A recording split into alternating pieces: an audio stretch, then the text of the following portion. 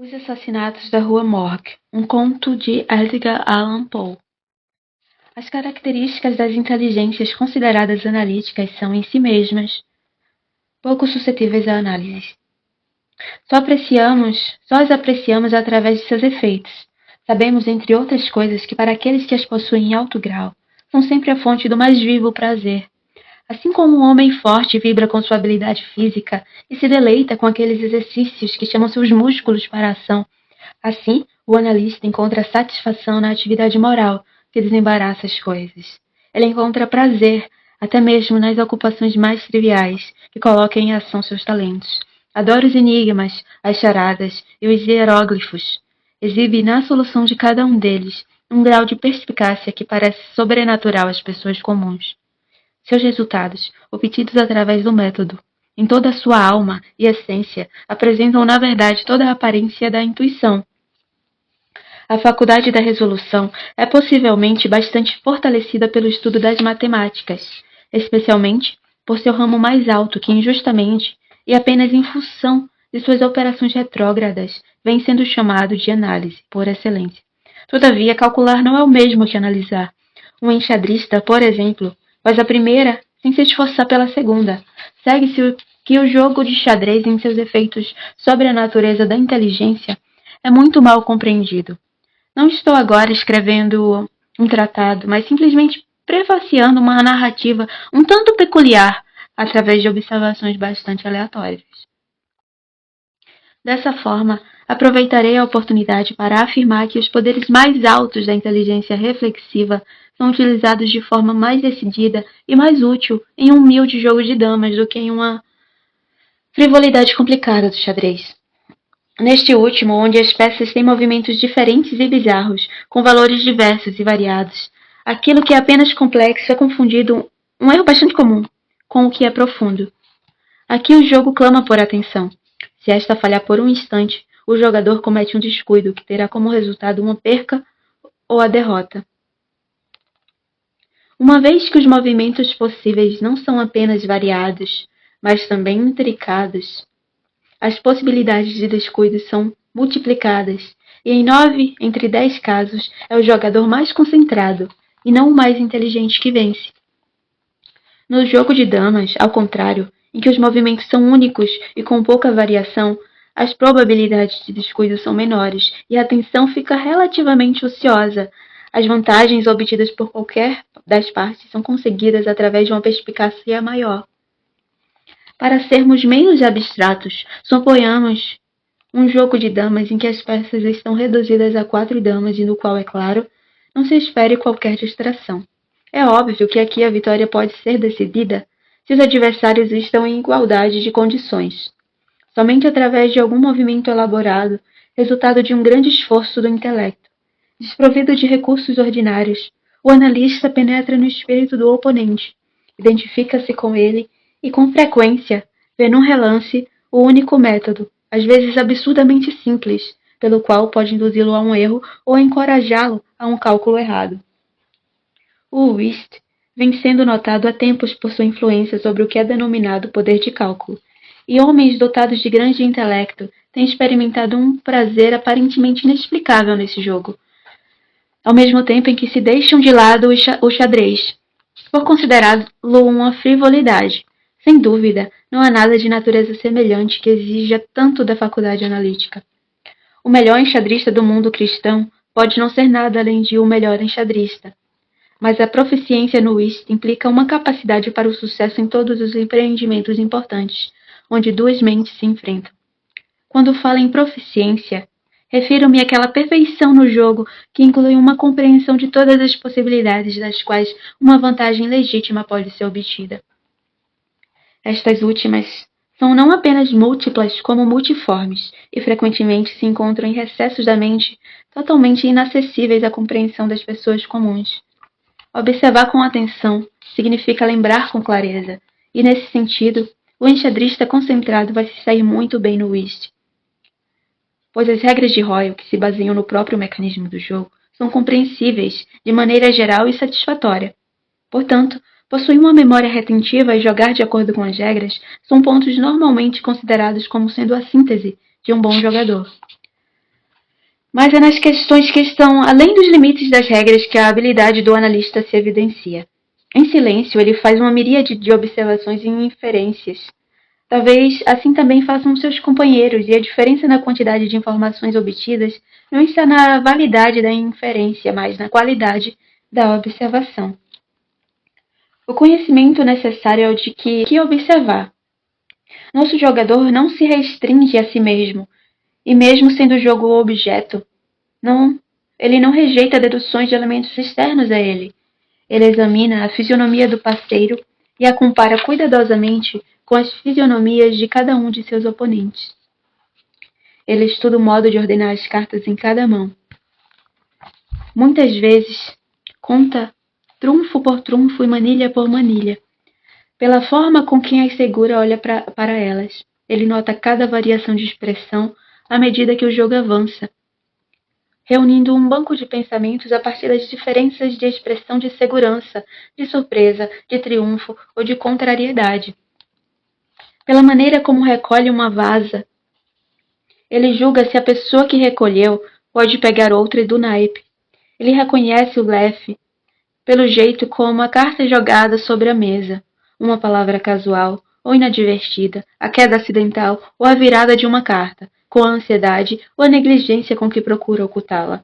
A contagem das vasas, com a ordem de sua disposição, o embaraço, a hesitação, a afobação ou o receio, tudo permite à sua percepção aparentemente intuitiva indicações sobre a realidade das coisas. Depois de jogadas 2 ou 3 mãos, conhece a carta de cada jogador, e a partir daí descarta as suas com uma precisão de propósito tão absoluta como se o resto dos participantes estivesse jogando com as cartas abertas. O poder analítico não deve ser confundido com engenhosidade em seu sentido amplo, pois enquanto o analista é necessariamente esperto, o homem esperto muitas vezes é claramente incapaz de análise. A faculdade construtiva ou combinatória, através da qual a engenhosidade normalmente se manifesta, e a qual os frenologistas, de maneira equivocada a meu ver, atribuíram um órgão à parte, supondo-a uma faculdade primitiva, tem sido observada com muita frequência naqueles cuja inteligência beira, ao contrário, a idiotice, de modo a ter atraído a observação geral daqueles que escrevem sobre temas morais.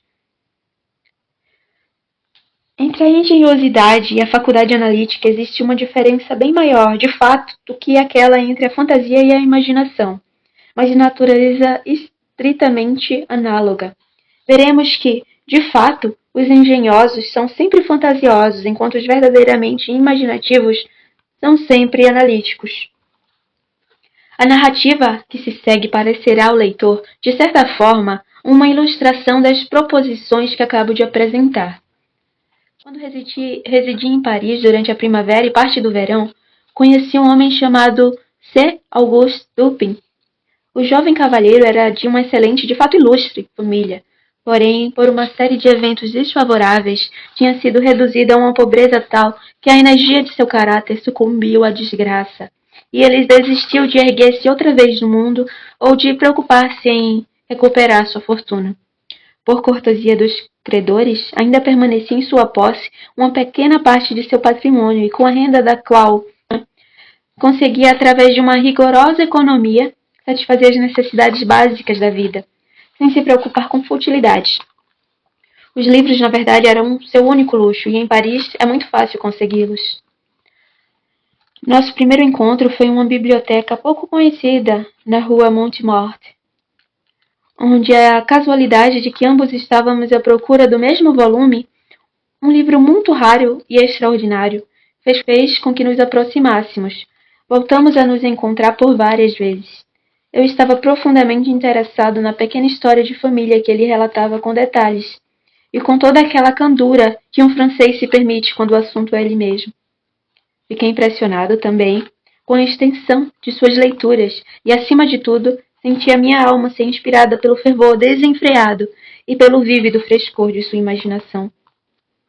Por procurar em Paris os objetivos que então buscava, senti que a companhia de um homem como esse seria um tesouro inestimável, e confiei a ele esta impressão com toda a franqueza. Afinal, ficou decidido que iríamos morar na mesma casa durante a minha permanência na cidade.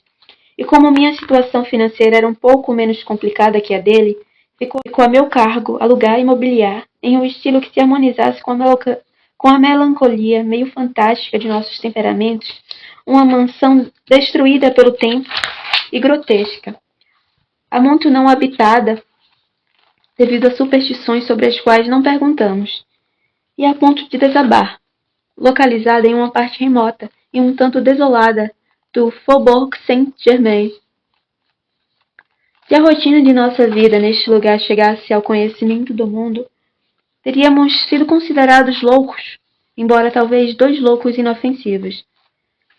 Nosso isolamento era perfeito, não recebíamos nenhum visitante. Na verdade, a localização de nosso retiro tinha sido mantida em segredo para meus antigos amigos, e Dupin já há muitos anos tinha deixado de conhecer e de ser conhecido em Paris. Vivíamos para nós mesmos. Uma das excentricidades de meu amigo, de que mais posso chamá-la, era gostar da noite, apenas por gostar.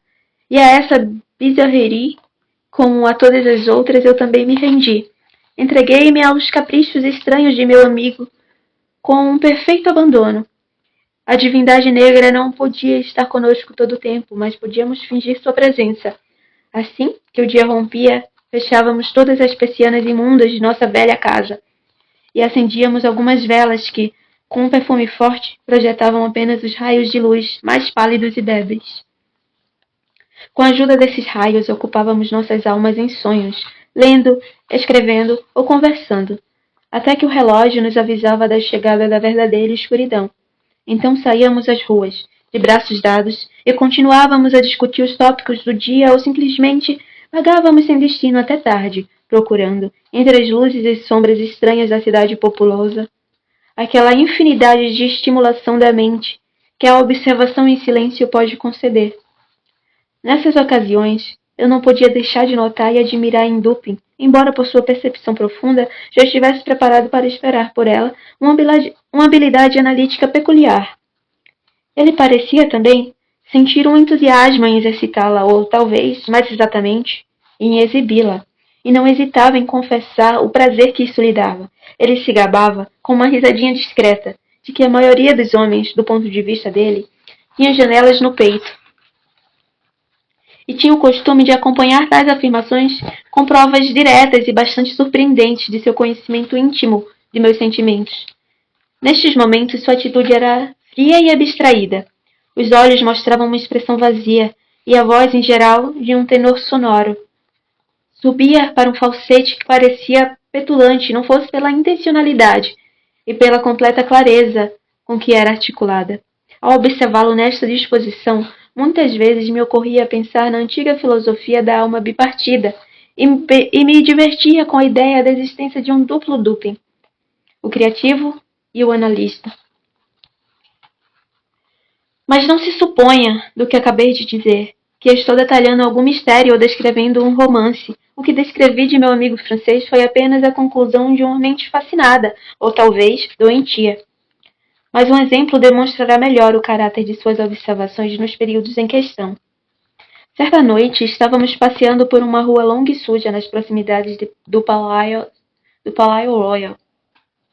Estando ambos aparentemente imersos em pensamentos, nenhum de nós tinha proferido uma única sílaba nos últimos 15 minutos. De repente, Dupin quebrou o silêncio com estas palavras. Ele é um sujeito muito baixinho, é verdade, e estaria melhor no Théâtre de Variétés.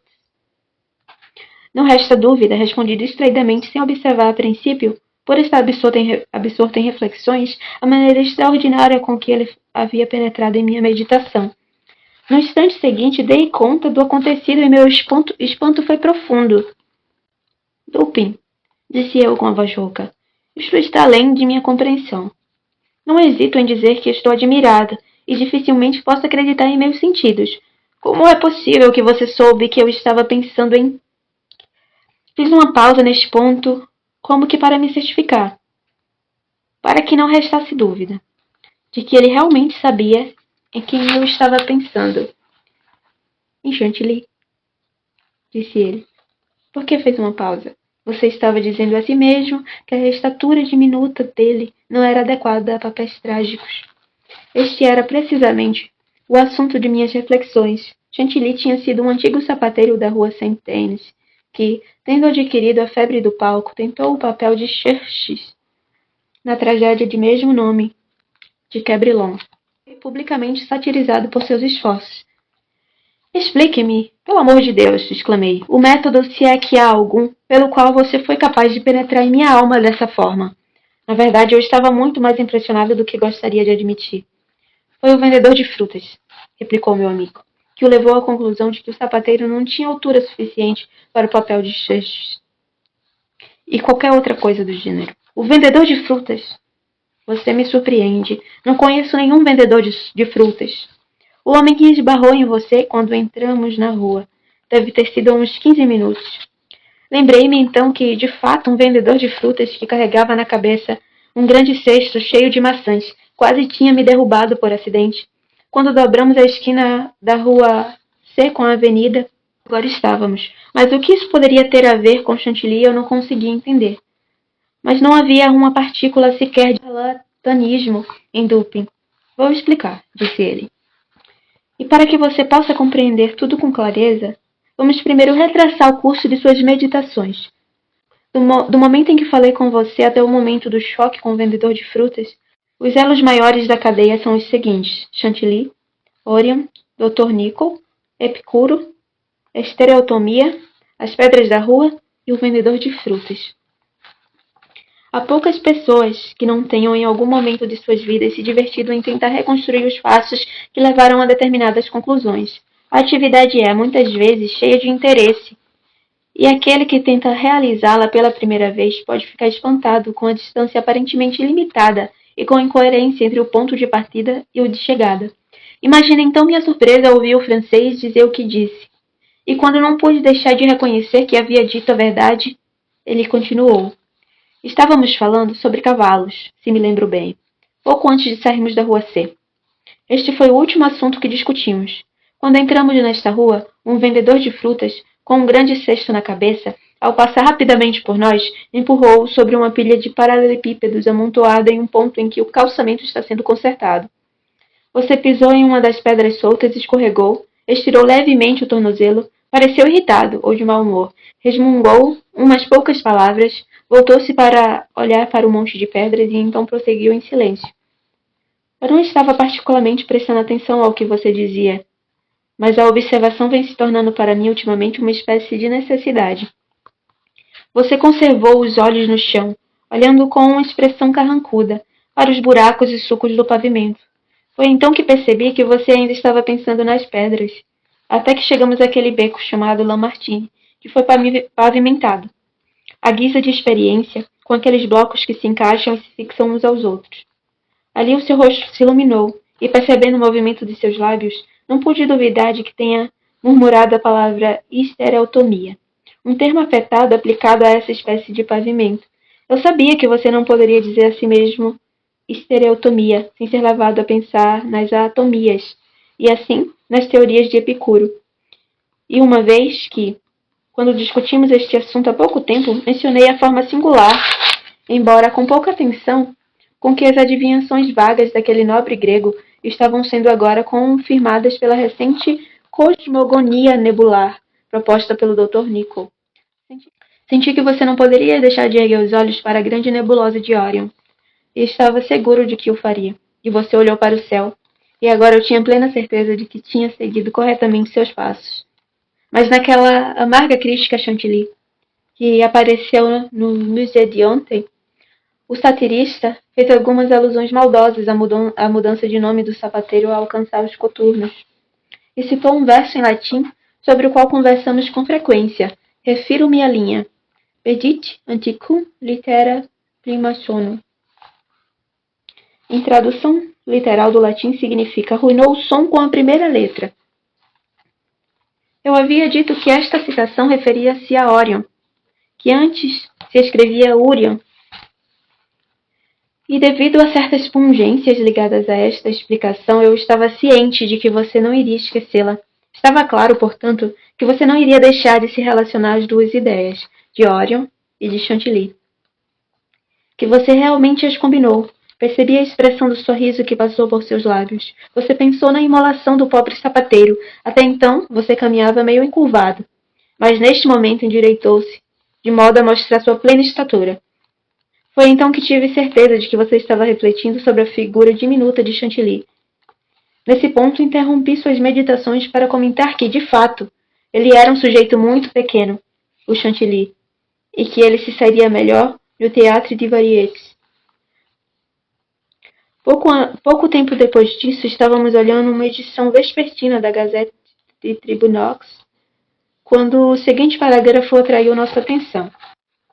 Assassinatos extraordinários. Nesta madrugada, por volta das 3 horas da manhã, os habitantes do Quartier Saint-Roch foram acordados por uma série de gritos terríveis que partiam ao que parece do quarto andar de uma casa na Rua Mort, cujas únicas moradoras eram uma tal de Madame L'Espanaye, e sua filha, Mademoiselle Camille L'Espanaye.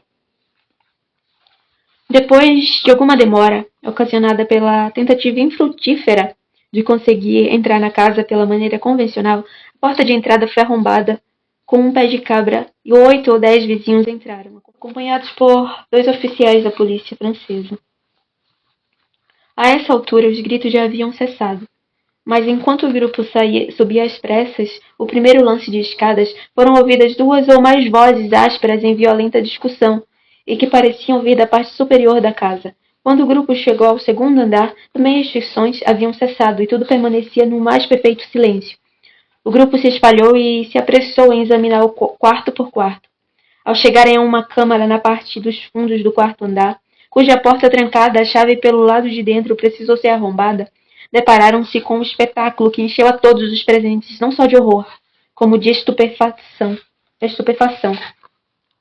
O apartamento estava na mais completa desordem. A mobília estava aos pedaços e tinha sido atirada em todas as direções. Havia apenas uma cama, mas o colchão tinha sido retirado dela e jogado no meio do aposento. Sobre uma cadeira havia uma navalha manchada de sangue. Na lareira havia 2 ou 3 mechas longas e espessas de cabelo humano grisalho, também cobertas de sangue, que pareciam ter sido arrancadas pela raiz. Espalhados pelo assoalho foram encontrados 4 napoleões, uma moeda francesa, prata no valor de 5 francos, um brinco de topázio, 3 colheres grandes de prata, 3 colheres menores de metal d'agar e 2 bolsas, contendo 4.000 francos em ouro. As gavetas de uma escrivaninha que ficava em um dos cantos da sala estavam abertas e tinham sido aparentemente reviradas, embora muitos objetos ainda permanecessem dentro delas. Um pequeno cofre de ferro foi descoberto no chão embaixo do colchão, não embaixo da cama. Estava aberto, com a chave ainda na porta. Continha apenas algumas cartas velhas e outros papéis de pouca importância. Nenhum sinal de Madame L'Espanaye foi encontrado ali, mas ao notar uma quantidade incomum de fuligem na lareira, a chaminé foi examinada e, coisa horrível de se relatar, de lá retiraram o cadáver da filha, dependurado de cabeça para baixo, tinha sido empurrado para cima através da abertura estreita da chaminé, por uma distância considerável. O corpo ainda estava quente e ao examiná-lo foram encontradas muitas escoriações, sem dúvidas ocasionadas pela violência com que foi empurrado chaminé acima, e depois pelo esforço necessário para retirá-lo.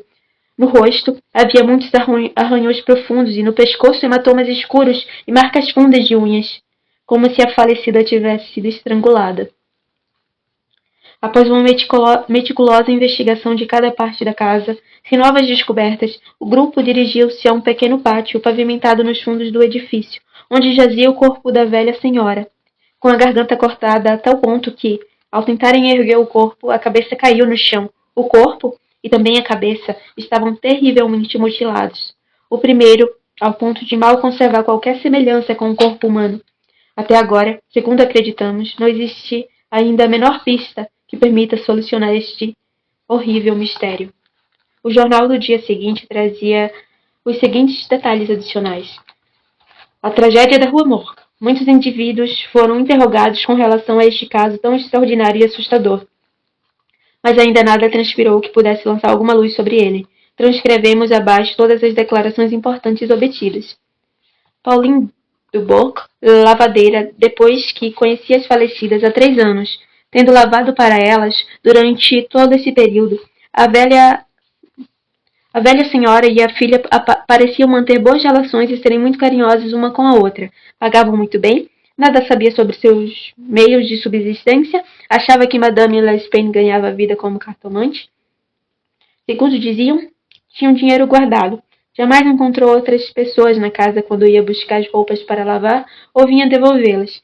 Tinha certeza de que não tinha empregados. Parecia não haver mobília em parte alguma da casa, exceto no quarto andar. Pierre Moreau, vendedor de tabaco, declarou que costumava vender pequenas quantidades de tabaco e de rapé a Madame L'Espagne já há alguns 4 anos. Tinha nascido no bairro e sempre residira por lá. A falecida e a filha moravam há mais de 6 anos na casa em que os cadáveres tinham sido encontrados. A casa antes era ocupada por um joalheiro que sublocava os andares superiores para várias pessoas. A casa era de propriedade de Madame L'Espagne. Ela ficou descontente com os abusos do inquilino e mudou-se para lá, recusando-se a alugar qualquer parte do prédio. A velha senhora era meio infantil. A testemunha tinha visto a filha 5 ou 6 vezes durante aqueles 6 anos. As duas viviam uma vida muito retirada e dizia-se que tinham dinheiro.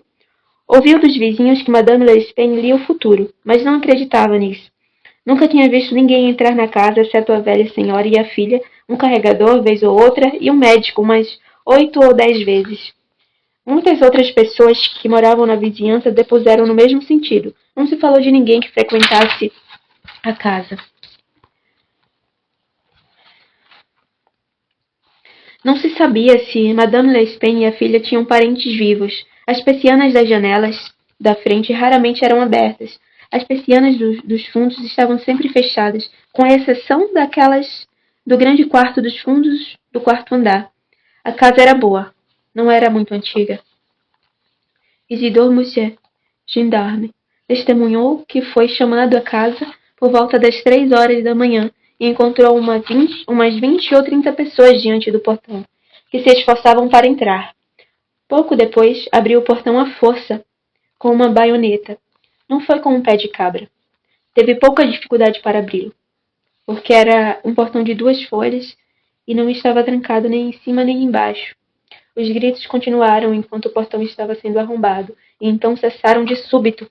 Pareciam gritos de uma pessoa ou pessoas em grande agonia. Eram altos e prolongados, e não curtos e rápidos. A testemunha subiu as escadas à frente de todos. Ao chegar ao primeiro andar, ouviu 2 vozes que travavam uma violenta discussão. Uma das vozes era rouca e zangada, outra muito mais aguda. Uma voz muito estranha. Conseguiu distinguir algumas das palavras ditas pela primeira voz, que era de um francês. Tinha certeza de que não era uma voz de mulher. Conseguiu distinguir as palavras sacré e diable. A voz mais aguda era de um estrangeiro. Não tinha certeza se era uma voz de homem ou de mulher. Não conseguiu entender nada do que foi dito, mas acreditava que falava em espanhol. A situação do quarto e dos corpos foi descrita pela testemunha conforme relatamos ontem.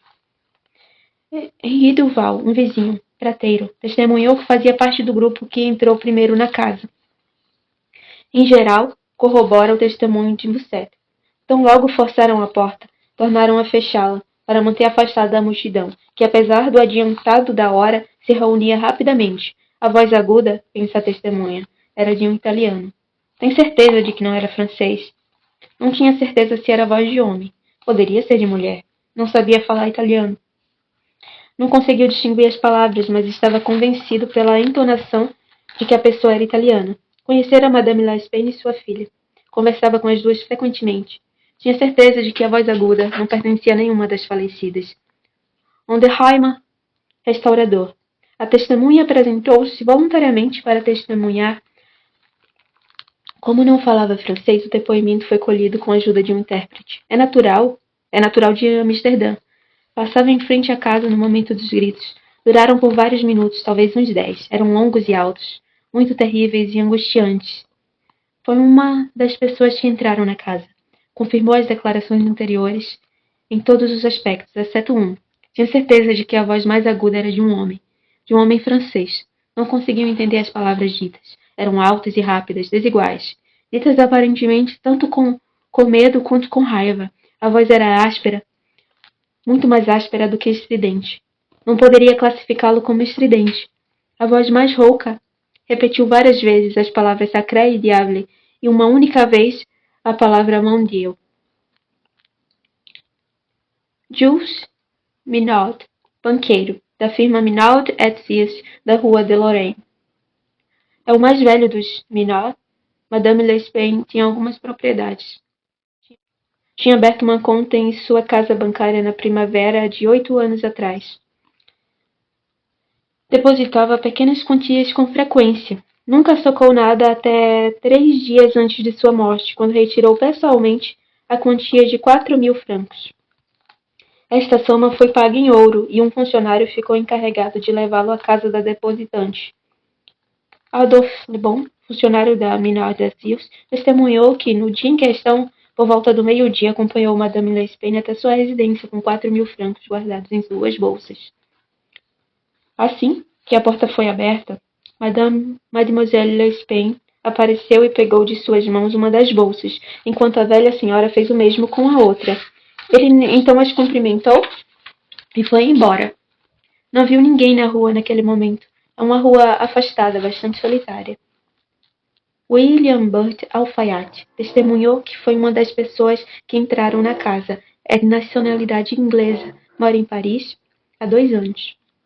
Foi um dos primeiros a subir as escadas. Escutou as vozes discutirem. A voz rouca era de um francês.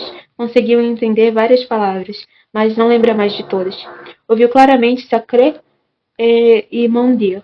Naquele momento havia um barulho que parecia o de várias pessoas brigando. Barulho de pessoas lutando e de coisas sendo arrastadas.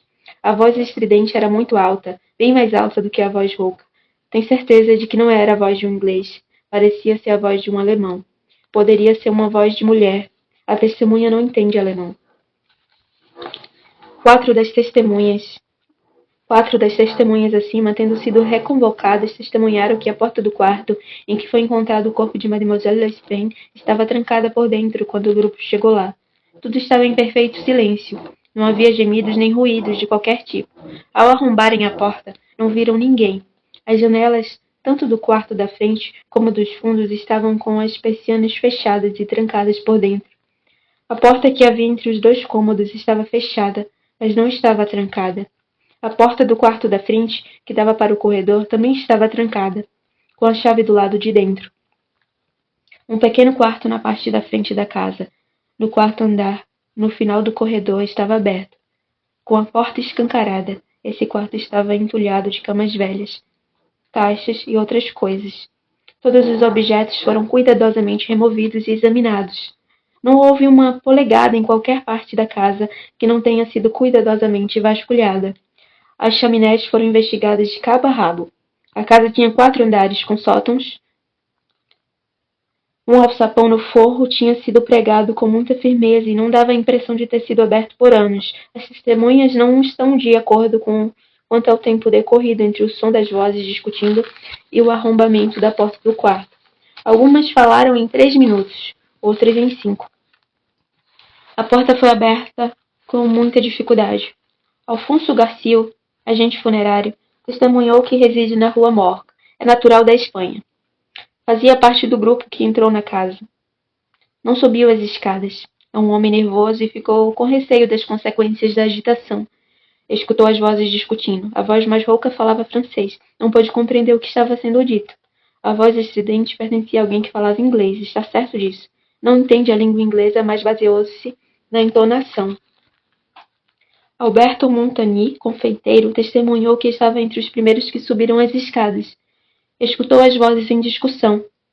A voz rouca falava francês. Conseguiu perceber várias palavras. A pessoa parecia estar fazendo uma repreensão. Não conseguiu entender as palavras ditas pela voz estridente. Falava rápido e de forma intermitente. Mas acha que as palavras eram em russo. Confirma o testemunho geral. É italiano. Nunca conversou com um nativo da Rússia.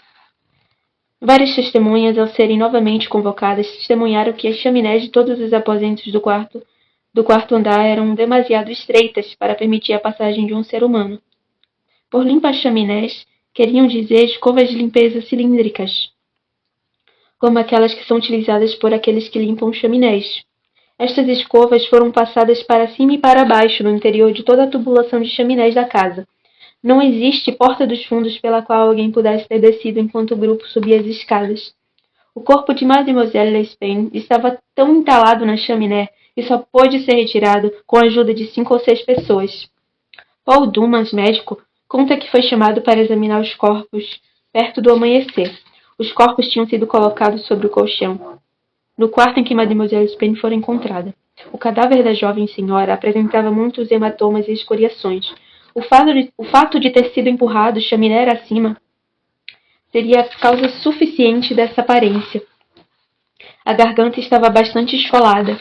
Havia vários arranhões profundos logo abaixo do queixo, assim como uma série de manchas arroxeadas que evidentemente foram causadas pela pressão dos dedos. O rosto estava pavorosamente pálido e os olhos saltavam das órbitas. A língua tinha sido parcialmente mordida.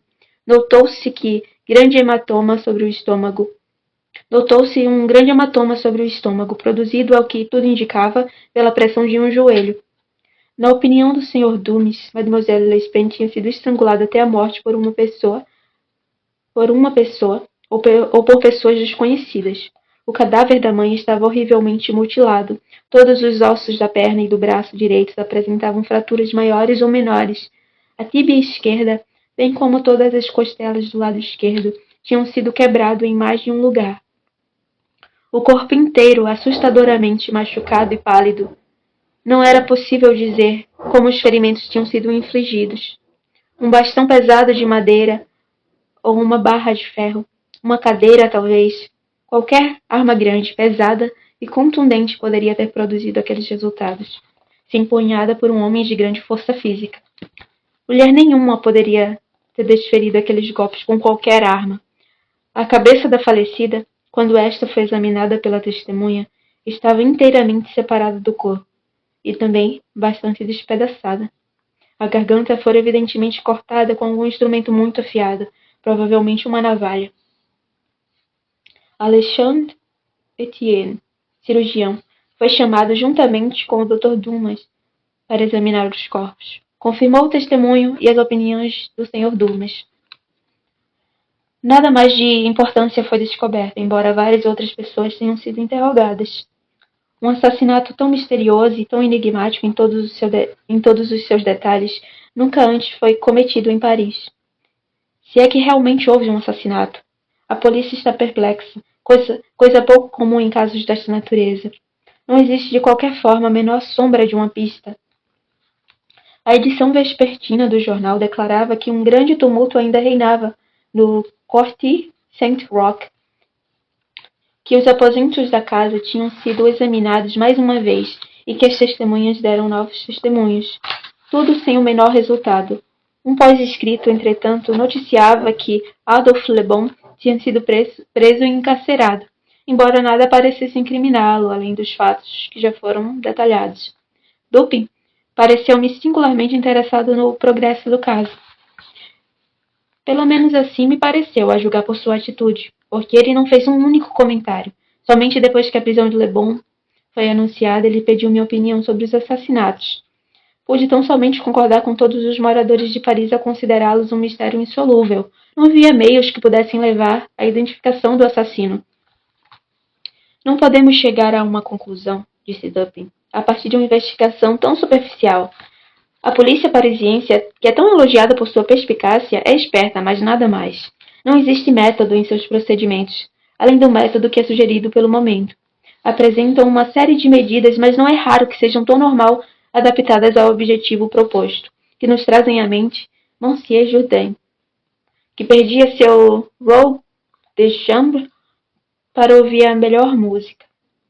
Os resultados obtidos por eles são quase sempre surpreendentes, mas, na maior parte, são obtidos por simples diligência e atividade. Quando estas qualidades faltam, seus esquemas falham. Vidocq, o fundador da polícia francesa, por exemplo, era um bom adivinhador e um homem perseverante. Porém, como seu pensamento carecia de educação, ele pecava continuamente pela própria intensidade de suas investigações. Prejudicava sua visão por segurar os objetos perto demais. É possível que se visse um ou dois pontos com clareza extraordinária, mas ao fazê-lo, ele necessariamente perdia a visão do conjunto. Este é o problema do excesso de profundidade. A verdade nem sempre está no fundo de um poço. Na verdade, no que diz respeito aos conhecimentos mais importantes, creio que esteja sempre na superfície. A profundidade está nos vales em que buscamos, e não no topo das montanhas onde é encontrada. Os modos e as fontes deste tipo de erro são bem exemplificados pela contemplação dos corpos celestiais. Olhar para uma estrela de relance, observá-la pelo canto dos olhos, voltando para ela a parte lateral da retina mais suscetível às fracas impressões da luz, que a parte interior, significa contemplá-la com clareza. É obter a melhor apreciação de seu brilho. Um brilho que vai se enfraquecendo na proporção em que voltamos a visão diretamente para ela. Neste último caso, um número maior de raios incide no olho, porém no primeiro existe uma capacidade de percepção mais apurada. Com o excesso de profundidade, enfraquecemos o pensamento e o deixamos perturbado. E é possível até mesmo fazer com que a própria Vênus desapareça do firmamento.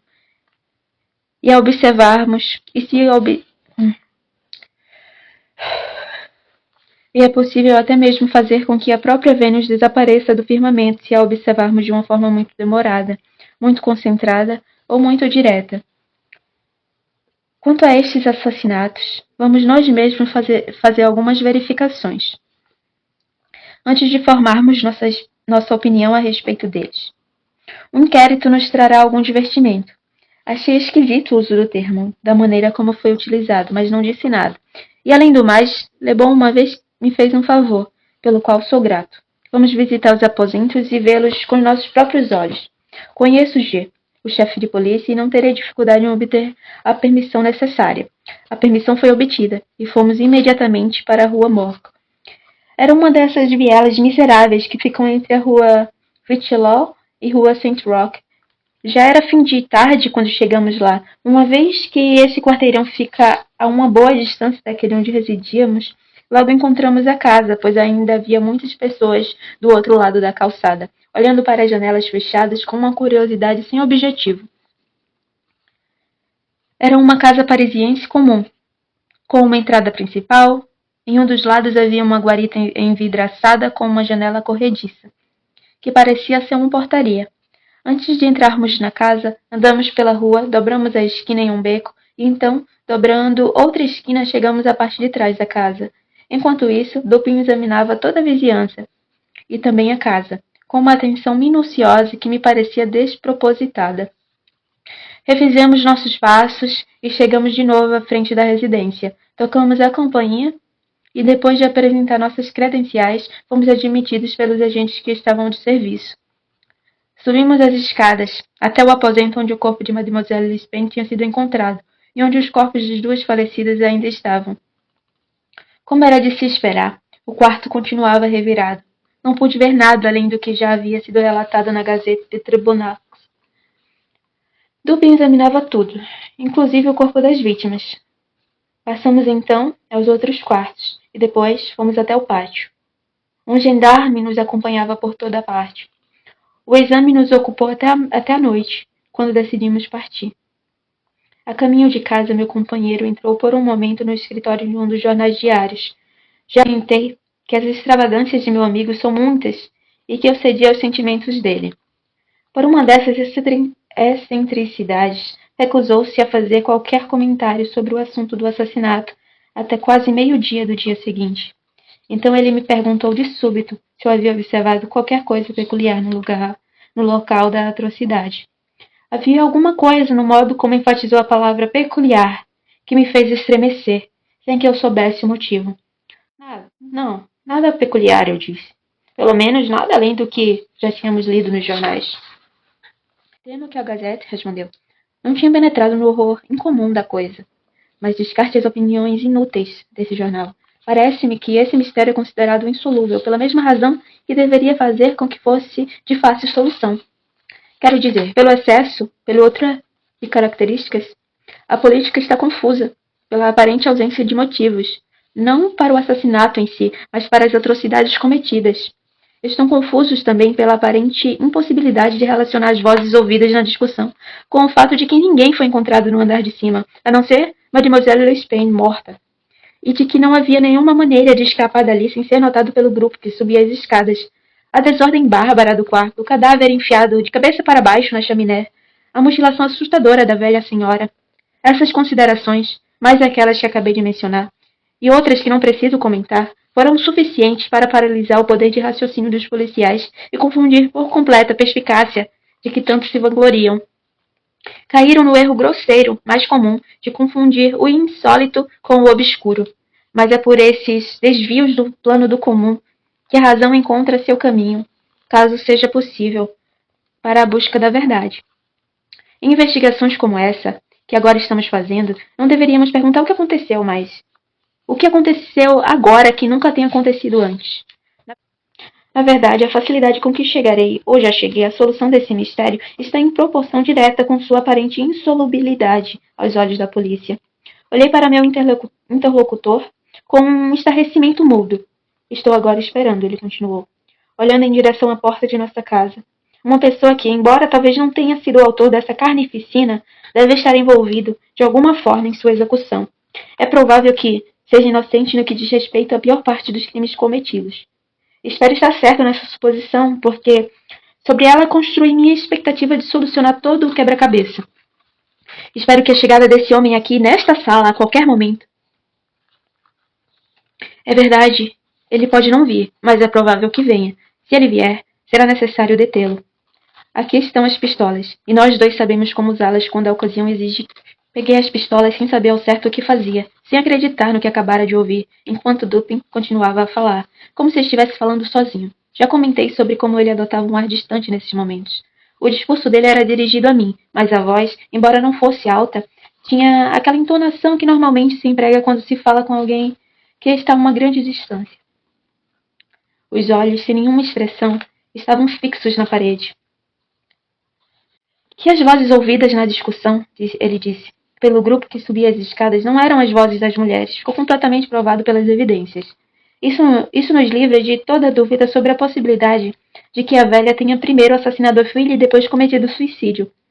Falo sobre isso apenas por uma questão de método, porque a força de Madame Lespain não teria sido suficiente para a tarefa de enfiar o cadáver da filha chaminé acima, da forma como foi encontrado, e a natureza das feridas em seu corpo exclui inteiramente a ideia de suicídio. O assassinato, então, foi cometido por terceiros, e as vozes dessas pessoas foram aquelas ouvidas na discussão. Permita-me agora trazer sua atenção, não sobre as declarações a respeito das vozes, mas em relação ao que existe de peculiar nesses testemunhos. Você observou alguma coisa peculiar nessas declarações?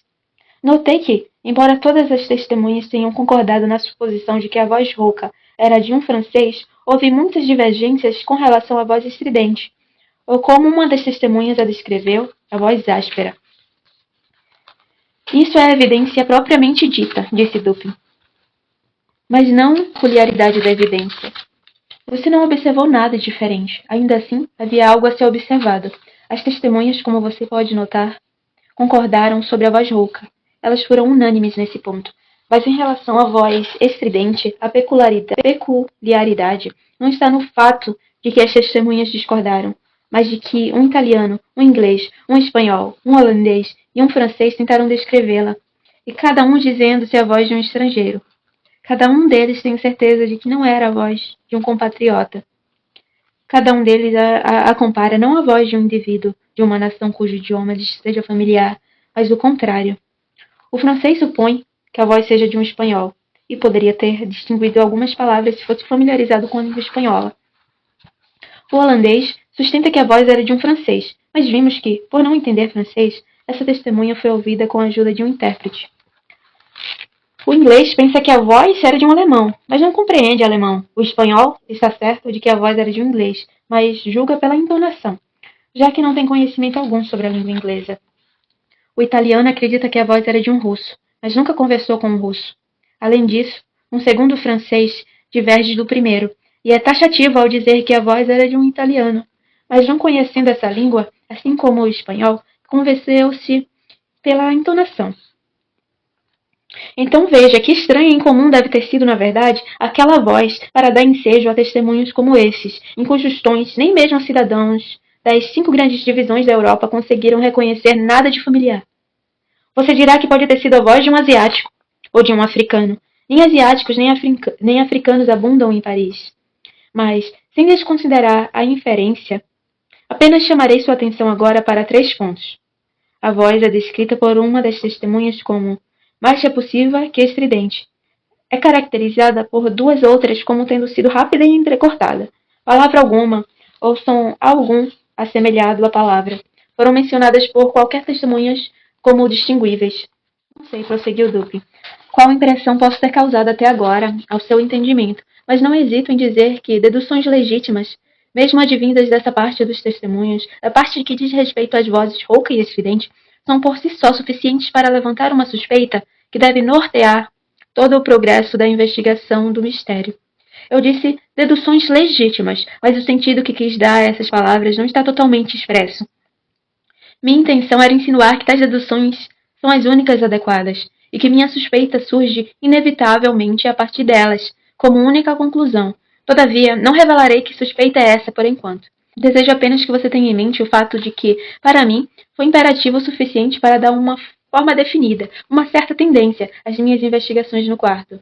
Transportemo-nos agora em pensamento para esse quarto. O que devemos procurar primeiro? Os meios que os assassinos utilizaram para escapar? Não é exagero dizer que nenhum de nós acredita em eventos sobrenaturais. Madame e Mademoiselle Lespain não foram assassinadas por espíritos.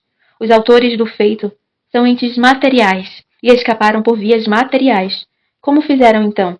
Felizmente, há apenas uma maneira de se raciocinar sobre esse ponto, e essa maneira precisa nos conduzir a uma decisão definitiva. Vamos examinar um a um os possíveis meios de fuga.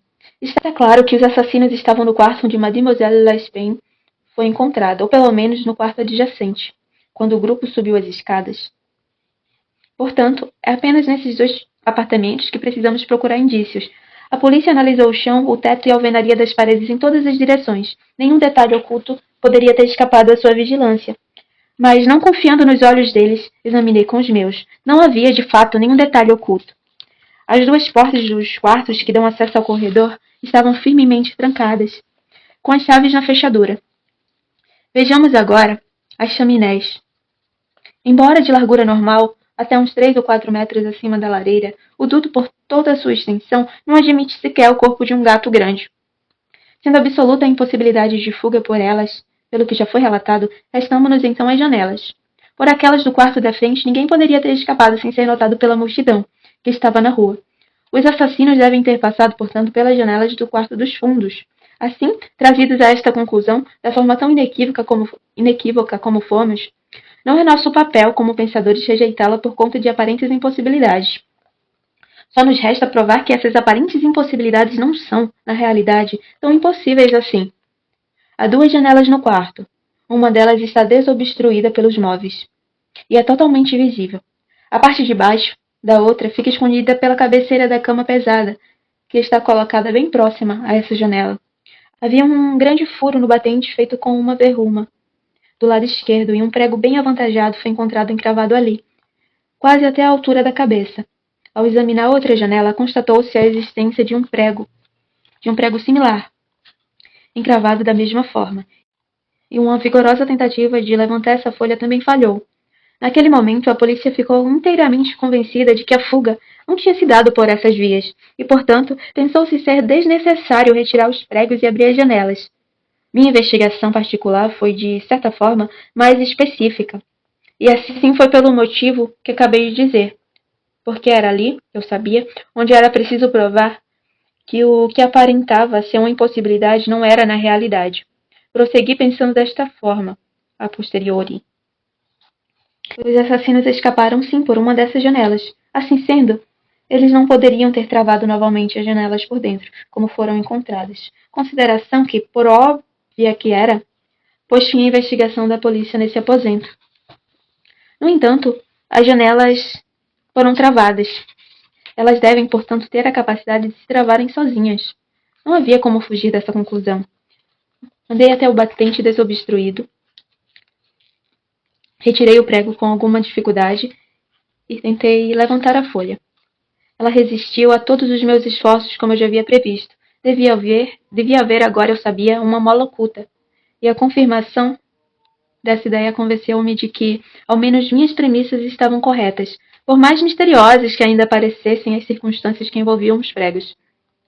Uma procura cuidadosa logo trouxe à luz a mola escondida. Pressionei-a e, satisfeito com a descoberta, abstive-me de abrir a janela. Recoloquei o prego e observei com atenção. Um indivíduo, ao passar por esta janela, poderia tê-la fechado novamente e a mola teria travado. Contudo, o prego não poderia ter sido recolocado. A conclusão era simples e novamente reduzi o campo das minhas investigações. Os assassinos devem ter escapado pela outra janela. Supondo, então, que as molas das duas janelas fossem iguais, como era provável, devia haver alguma diferença entre os pregos, ou pelo menos entre as formas como foram fixados. Colocando-me sobre o estrado da cama, examinei minuciosamente o segundo batente, que ficava atrás da cabeceira. Ao deslizar a mão por trás da estrutura, descobri e pressionei a mola, que era, como já suspeitava, idêntica à sua vizinha. E então observei o prego. Era tão forte quanto o outro e aparentemente estava fixado da mesma forma, cravado até quase à altura da cabeça. Você dirá que fiquei confuso, mas, se pensar assim, não compreendeu bem a natureza das induções. Para usar uma frase esportiva, até ali eu não havia cometido falta. O faro não havia sido perdido, nem mesmo por um instante. Não havia defeito em nenhum elo da corrente. Eu havia rastreado o segredo até seu resultado final, e esse resultado era o prego. Ele tinha, eu diria, em todos os aspectos, a mesma aparência de seu companheiro da outra janela, mas esse fato era uma absoluta nulidade, por mais conclusivo que parecesse ser. Quando comparado à consideração de que ali naquele ponto terminava a pista, deve haver algo errado com o prego. Pensei com meus botões, toquei-o, e a cabeça, com cerca de 1/4 de polegada do corpo, soltou-se em meus dedos. O restante do corpo ficou no furo de verruma onde fora partido. A fratura era antiga, as bordas estavam incrustadas com ferrugem e aparentemente tinha sido provocada por uma martelada que afundou uma parte da cabeça do prego na madeira da janela. Recoloquei com cuidado essa parte da cabeça no lugar de onde a havia retirado, e a semelhança com um prego perfeito era completa. A fissura ficou invisível, pressionei a mola e delicadamente levantei a folha por alguns centímetros. A cabeça veio junto com ela, permanecendo firme em seu apoio. Fechei a janela e o prego deu mais uma vez a impressão de estar perfeito. Até aí, o enigma estava decifrado. O assassino tinha escapado pela janela que ficava atrás da cabeceira da janela, caindo por si só após a fuga, ou talvez fechada propositalmente. A janela foi travada pela mola, e foi justamente a resistência oferecida pela mola que confundiu a polícia, levando-a a atribuir a resistência ao prego. E assim, investigações adicionais foram consideradas desnecessárias. A questão seguinte, continuou Dupin, consistia em saber de que modo o assassino conseguira descer. Sobre esse ponto, dei-me por satisfeito com nossa caminhada ao redor da residência. A pouco mais de 1,5 metros do batente em questão ergue-se um para-raios. De sua haste teria sido impossível alguém alcançar a janela, quanto mais conseguia entrar por ela. Observei, entretanto, que as folhas das janelas do quarto andar são de um tipo peculiar que os carpinteiros parisienses chamam de ferrates, um tipo raramente utilizado hoje em dia, mas visto frequentemente em antigas mansões de Lyons e Bordeaux. Elas têm o formato de uma porta comum, uma porta simples, não de 2 bandeiras, exceto que a metade inferior é entalhada ou trabalhada com treliças vazadas, proporcionando assim um excelente apoio para as mãos. No caso em questão, as folhas têm quase 1 metro de largura. Quando as vimos da parte de trás da casa, ambas estavam abertas até quase pela metade, quer dizer, elas formavam ângulos retos com a parede. É provável que os policiais, assim como eu, tenham examinado a parte de trás da habitação, mas se o fizeram, quando olharam as ferragens na linha de sua largura, algo que devem ter feito, não notaram a grande extensão dessa largura, ou então, no conjunto de todos os eventos, não levaram tal extensão em consideração. Na verdade, uma vez satisfeitos com a constatação de que fuga alguma poderia ter ocorrido por aquele aposento, entregaram-se ali há um enxame bastante superficial. Contudo, ficou claro para mim que a folha da janela que estava na cabeceira da cama se aberta completamente rente à parede. Ficaria a uma distância de não mais do que 60 centímetros do para-raios. Também ficou evidente que, empregado a um nível incomum de presteza e coragem, uma invasão por essa janela a partir do para-raios pode ter sido levada a efeito, esticando-se a uma distância de 60 centímetros. Supomos agora a folha completamente aberta. Um assaltante pode ter se agarrado com firmeza à parte com treliças, e depois, saltando-se do para-raios, apoiando com firmeza os pés contra a parede, e dando um salto audacioso sobre ela em seguida. Ele pode ter balançado com a folha de modo a fechá-la. E se imaginarmos que a janela estava aberta nesse momento, pode até mesmo ter balançado o corpo para dentro do quarto. Quero que você tenha particularmente em mente que falei de um nível bastante incomum de esforço como requisito para o sucesso nesse feito tão arriscado e difícil. Minha intenção é mostrar a você, primeiramente, que essa ação poderia ter sido de fato realizada, mas, em segundo lugar, e principalmente, desejo chamar a atenção de seu entendimento para o caráter bastante extraordinário, quase sobrenatural, dessa agilidade que pode ter conseguido realizar tal proeza. Sem dúvida, você dirá utilizando o linguajar da lei que, a fim de elucidar o meu caso, eu deveria dar menos valor a tal questão, em vez de insistir numa completa apreciação do esforço requerido. Pode ser que essa seja a prática legal, mas não é desse modo que procede a razão. Meu objetivo último é apenas a verdade.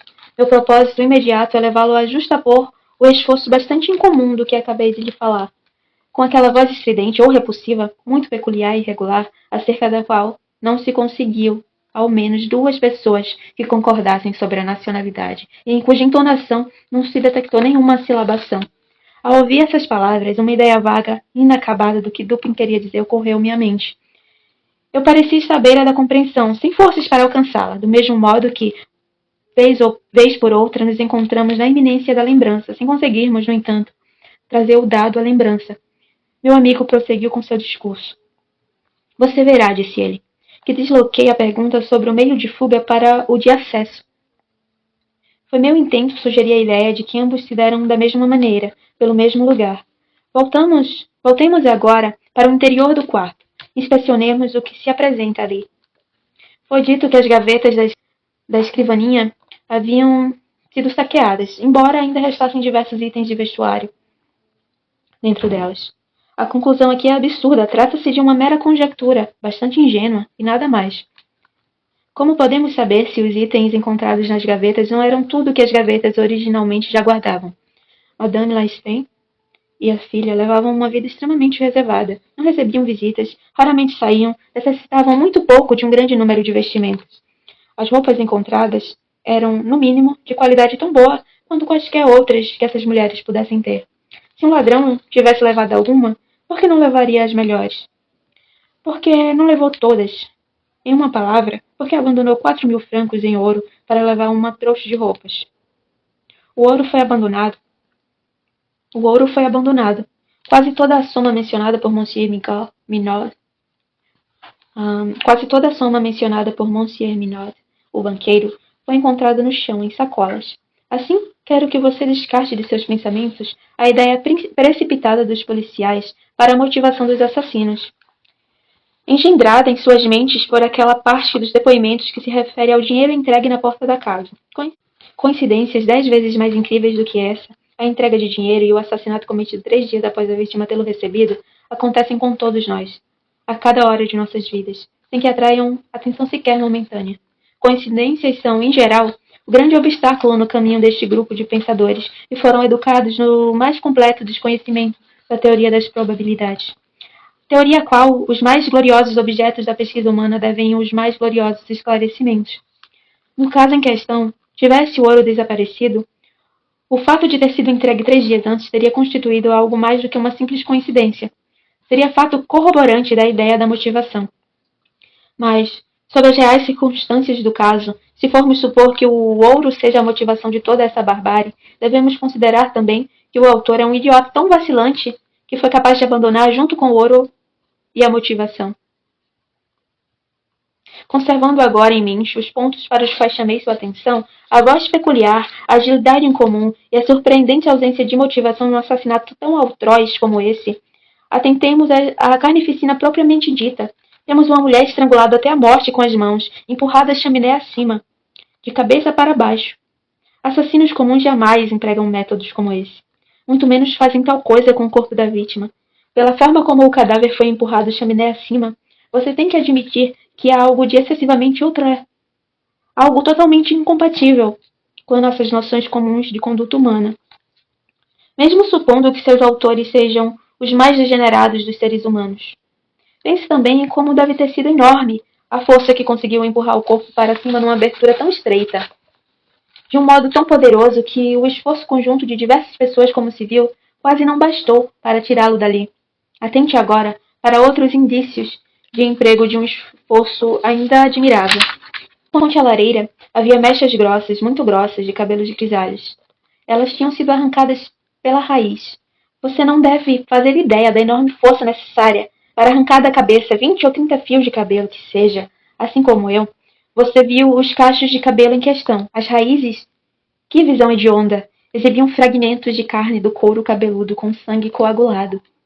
Sinal incontestável da força prodigiosa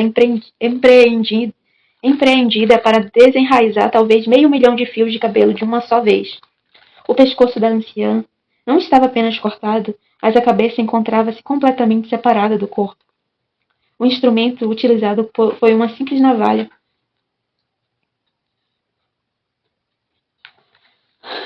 Quero que você observe também a ferocidade brutal desses atos. Sobre as contusões no corpo de Madame L'Espagne, não me manifesto. Monsieur Dumas e seu valoroso assistente Monsieur Etienne declaram que tais contusões foram infligidas por algum instrumento rombudo. E até esses senhores estão certos. Está claro que esse instrumento obtuso foi o piso de pedra do jardim sobre o qual a vítima caiu daquela janela que fica acima da cama. Tal ideia, por mais simples que possa parecer agora, escapou à polícia pela mesma razão que também escapou a ela a extensa largura das folhas da janela. Porque, pela disposição dos pregos, suas percepções ficaram hermeticamente fechadas a qualquer possibilidade de que as janelas tivessem sido abertas. Se agora, além de todas essas coisas, você refletir adequadamente sobre a estranha desordem do quarto, já teremos ido longe o suficiente para conseguir combinar as ideias da espantosa agilidade, da força sobre-humana, da ferocidade brutal, da carnificina sem motivo, uma grotesquerie cujo horror é absolutamente alheio ao humano, e da voz, que tinha sotaque estrangeiro aos ouvidos de homens de várias nacionalidades, desprovida de qualquer silabação distinta ou inteligível. O que sucedeu, afinal? Que impressão causei em sua imaginação? No momento em que Dupin me fez a pergunta, senti um formigamento no corpo. Um louco! Um louco! Disse eu. Cometeu esse ato? Algum louco desvairado, fugitivo de um Moisson de Santé dos arredores. Em alguns aspectos, respondeu, sua ideia não é irrelevante. Mas as vozes dos loucos, mesmo no paroxismo mais descontrolado, jamais se comparam a essa voz peculiar que foi ouvida das escadas. Loucos têm alguma nacionalidade, e sua língua, por mais incoerentes que sejam suas palavras, sempre guarda a coerência da silabação. Além do mais, os cabelos de um louco não se parecem em nada com isso que tenho em mão. Soltei esse pequeno tufo dos dedos rigidamente fechados de Madame L'Espagne. Diga-me o que acha disto. Dupin, disse eu, muito agitado. Este cabelo é coisa mais incomum. Isto não é cabelo humano. Não afirmei que fosse, disse ele. Mas antes de decidirmos esse ponto, quero que dê uma olhada no pequeno esboço que rabisquei sobre este papel.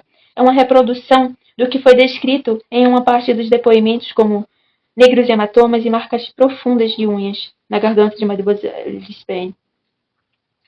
E em outra, pelos Messieurs Dumas e Etienne, como uma série de manchas arroxeadas, evidentemente marcas de dedos. Você perceberá, prosseguiu meu amigo, abrindo o papel sobre a mesa diante de nós, que o desenho dá uma ideia de apreensão firme e fixa. Não há sinal aparente de dedos escorregando. Cada dedo se manteve, possivelmente até a morte da vítima. Terrivelmente agarrado ao ponto original. Experimente agora colocar todos os seus dedos ao mesmo tempo nas respectivas marcas, tal como vê. Fiz a tentativa em vão. Possivelmente não estamos dando a essa questão um julgamento justo, disse. O papel está aberto sobre uma superfície plana, mas a garganta humana é cilíndrica. Eis aqui uma tora de lenha cuja circunferência é aproximadamente a de uma garganta. Enrole o desenho em torno dela e tente a experiência mais uma vez. Fiz como fui instruído, mas a dificuldade ficou ainda mais óbvia do que antes. Isso, disse eu, não é marca de nenhuma mão humana. Leia agora, replicou Dupin. Esta passagem de Cuvier era um relato com minúcias anatômicas e descrições gerais a respeito do grande orangotango marrom avermelhado das ilhas indonésias, a estatura gigantesca, a força e agilidade prodigiosas, a ferocidade selvagem e as propensões imitativas desses mamíferos são suficientemente bem conhecidas de todos. Compreendi plenamente, e na mesma hora, os horrores dos assassinatos. A descrição dos dedos, disse eu, ao terminar de ler, está exatamente de acordo com o desenho. Percebo que nenhum outro animal, além de um orangotango da espécie aqui mencionada, poderia ter deixado marcas como as que você rabiscou. Este tufo de pelo marrom avermelhado também é idêntico em caráter ao da fera de Cuvier. Mas não consigo conceber, de modo algum, os detalhes desse pavoroso mistério. Além do mais, foram duas as vozes ouvidas em altercação, e uma delas era inquestionavelmente a de um francês.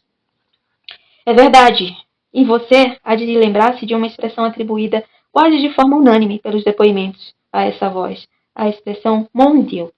Isso, sob as circunstâncias, foi legitimamente caracterizado por uma das testemunhas, Montagny, o confeiteiro, como uma exclamação de reprovação ou protesto. Sobre essas duas palavras, portanto, ergui minhas principais esperanças de solucionar plenamente o enigma. Um francês tinha conhecimento do crime. É possível, na verdade, mais que provável, que seja inocente de qualquer participação nos sangrentos acontecimentos que ali tiveram lugar. O orangotango talvez tenha lhe escapado.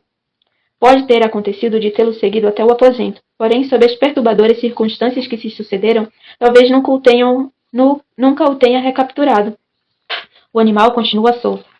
Não vou prosseguir nessas conjecturas, pois não é correto considerá-las como mais do que isto, uma vez que os contornos da análise sobre as quais estão fundamentadas não exibem profundidade suficiente para serem apreciadas por meu próprio intelecto. E também porque eu não conseguiria torná-las inteligíveis à compreensão dos outros. Vamos chamá-las, portanto, de conjecturas, e nos referiremos a elas como tal. Se o francês em questão é, de fato, como suponho, inocente dessas atrocidades, este anúncio que deixei ontem à noite, quando voltávamos para casa na redação de Le Monde, um jornal voltado a assuntos mercantis e muito procurado pelos marinheiros, o trará até a nossa residência. Estendeu-me um papel onde li o seguinte. Capado. No Bois de Boulogne, no início da madrugada do dia do corrente mês, a madrugada dos assassinatos, um enorme orangotango marrom avermelhado da espécie de orangotango de Bornéu. O dono, que constatou-se ser um marinheiro pertencente a uma embarcação maltesa, poderia reaver o animal identificando-se de forma satisfatória e pagando algumas despesas devidas à sua captura e guarda. Comparecia ao número tal, na rua tal, Faubourg Saint-Germain, terceiro andar. Como foi possível, perguntei, saber que o homem é um marinheiro e que pertence a uma embarcação maltesa? Na verdade, eu não sei, disse Dupin. Não tenho certeza disso, aqui está, porém, um pequeno pedaço de fita que, pela forma e pelo aspecto encardido, foi evidentemente utilizado para amarrar o cabelo numa daquelas longas tranças que os marinheiros tanto gostam. Além do mais, esse nó é um daqueles que poucos, além dos marinheiros, conseguem dar, e é peculiar aos malteses. Encontrei a fita ao pé da haste do para-raios. Não poderia ter pertencido a nenhuma das vítimas. Bem, e se, ao final, minha dedução a partir dessa fita de que o francês era um marinheiro pertencente a uma embarcação maltesa estiver errada, ainda assim nenhum mal causei dizendo o que disse no anúncio. Se eu estiver errado, o sujeito irá meramente supor que me deixei iludir por alguma circunstância sobre a qual não se dará o trabalho de indagar. Mas se estiver correto, um grande objetivo terá sido conquistado. Presente e ainda que inocente no assassinato, o francês naturalmente hesitará em responder o anúncio, em reclamar o orangotango. Ele então vai raciocinar. Sou inocente, sou pobre, meu orangotango vale muito. para alguém em minhas condições, vale uma verdadeira fortuna. Por que deveria perdê-lo por conta de inúteis receios de perigo? Ele aqui, ao meu relance, foi encontrado no Bois de Boulogne, a uma enorme distância da cena da carnificina. Como poderão suspeitar que uma fera bruta possa ter cometido aqueles atos? A polícia está às escuras. Fracassaram em encontrar a mais ínfima das pistas. Mas, mesmo que conseguissem seguir o rastro do animal, seria impossível provar que presenciei o crime ou imputar a minha culpa por conta desta presença. E, além do mais, já se sabe de minha pessoa. O anunciante se refere a mim como o dono da criatura. Não tenho certeza sobre até onde vão suas informações.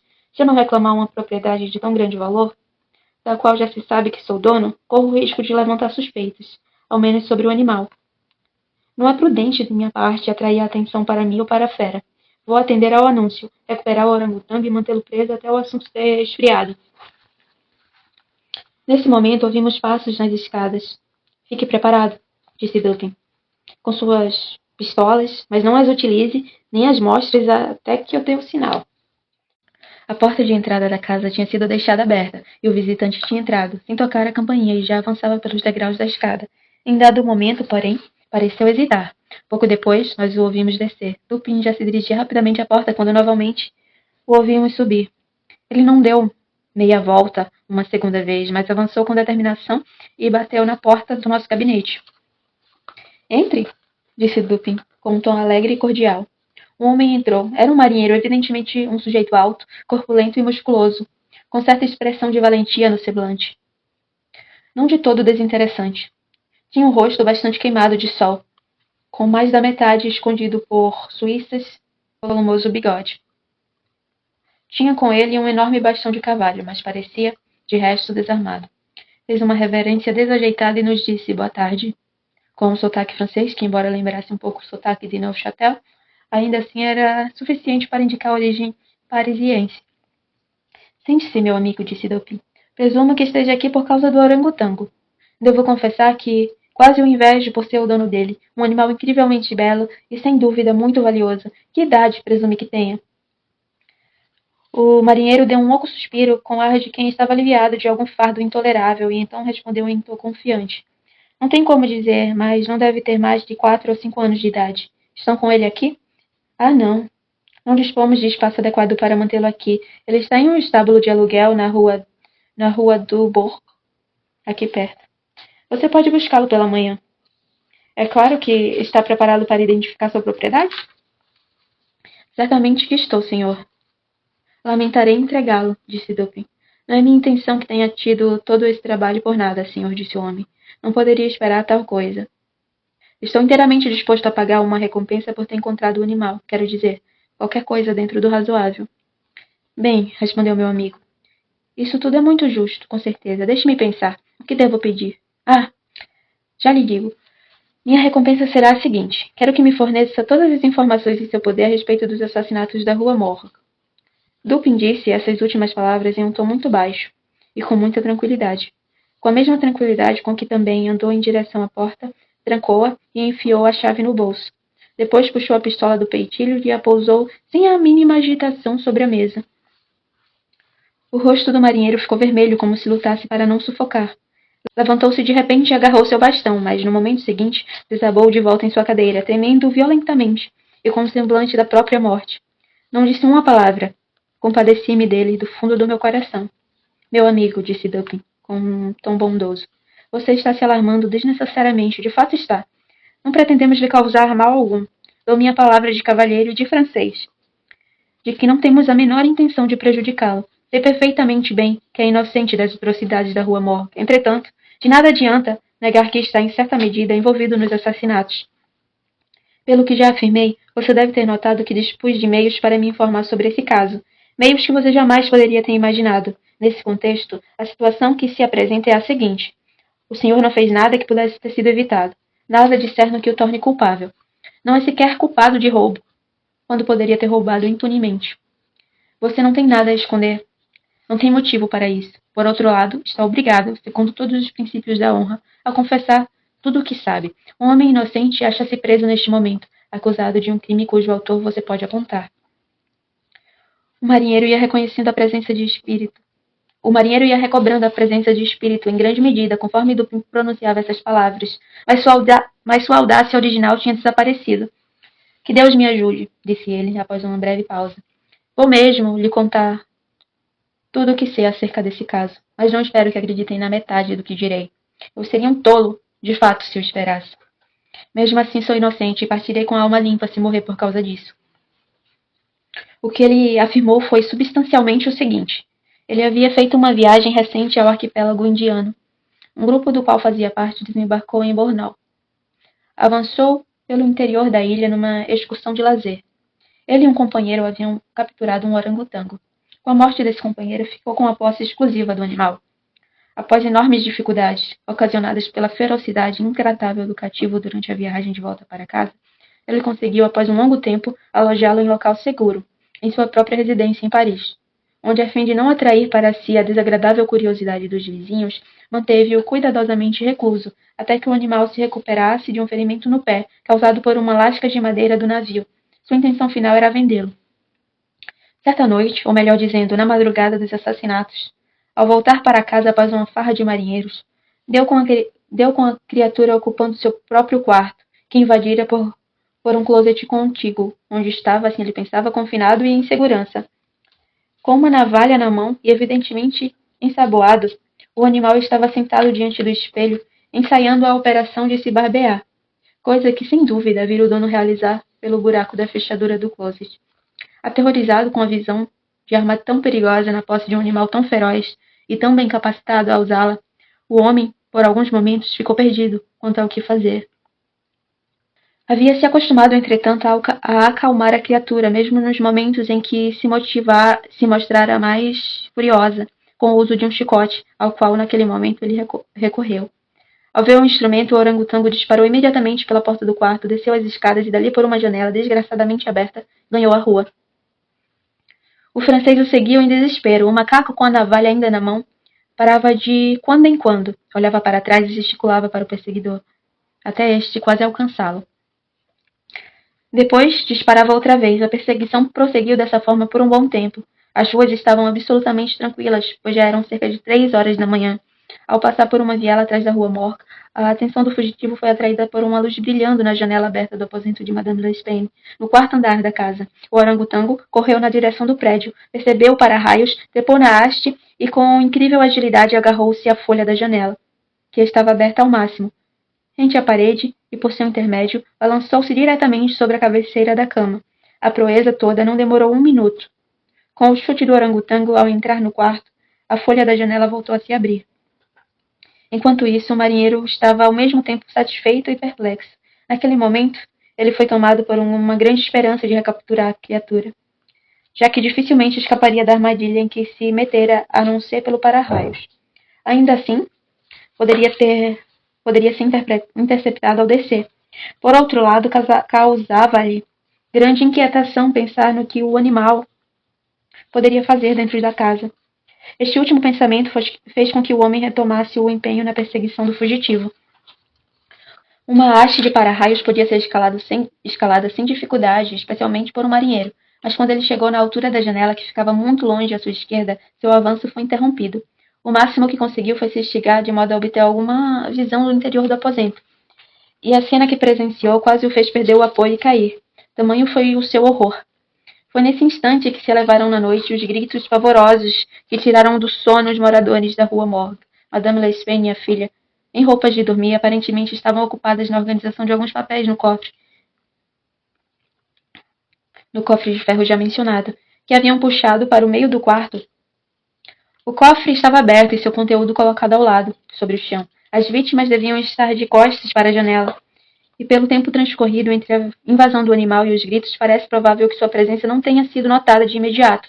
A batida da janela teria naturalmente sido atribuída ao vento.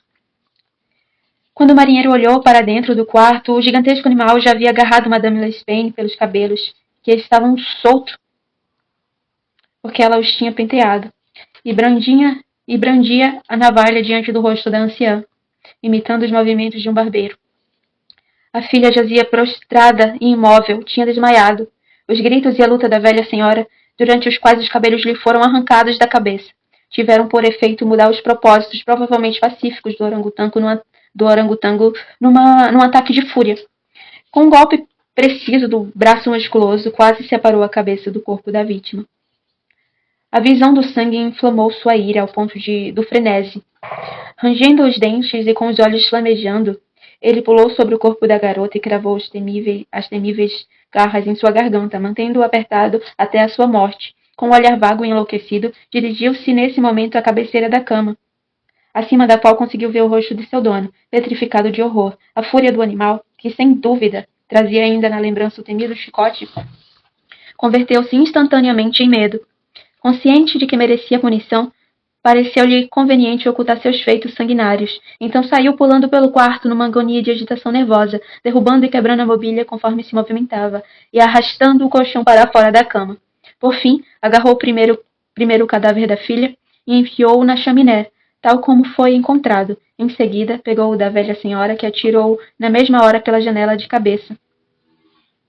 Quando o macaco se aproximou da janela com o fardo mutilado, o marinheiro encolheu-se horrorizado no para-raios e, deslizando por ele, disparou imediatamente para casa, temeroso das consequências daquela carnificina, e também abandonando de bom grado, por conta de seu terror, qualquer consideração a respeito do destino do orangotango.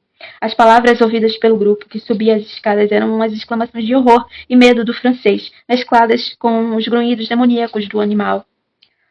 Tenho agora muito pouco a acrescentar. O orangotango deve ter escapado do aposento pelo para-raios pouco antes do arrombamento da porta. Deve ter fechado a janela ao passar por ela. Em um momento posterior, foi capturado pelo próprio dono, que obteve pelo animal uma grande quantia no Jardim des Plantes. Lebon foi solto imediatamente, assim que relatamos as circunstâncias, com algumas observações de Dupin, ao escritório do chefe de polícia. Esse funcionário, por mais que mostrasse boa disposição em relação a meu amigo, foi incapaz de esconder por completo a sua contrariedade com o rumo que o caso tomou, e não pôde resistir ao gracejo de um ou dois comentários sarcásticos, no sentido de como seria melhor se cada um cuidasse da própria vida. Deixemos que fale, disse Dupin, que não julgou necessário responder. Deixemos que discurse, isso aliviará sua consciência. Fico satisfeito por tê-lo derrotado em seus próprios domínios. Contudo, o fato de ter fracassado na solução desse mistério não é, de modo algum, algo tão surpreendente quanto ele considera, pois, na verdade, nosso amigo chefe de polícia é, de certa forma, astuto demais para ser profundo. Em sua argúcia não há qualquer estâmen. Ele é todo cabeça e nenhum corpo, como as imagens da deusa Laverna. Na mitologia romana, Laverna é uma deusa dos dragões, representada apenas por uma cabeça, ou, na melhor das hipóteses, ele é todo cabeça e ombros, como um bacalhau. Mas, apesar de tudo, trata-se de um bom sujeito. Gosto dele, sobretudo por seu golpe de mestre em dizer platitudes, mediante as quais conquistou sua reputação e engenhosidade. Refiro-me ao modo que tem de negar o que é e explicar o que não é.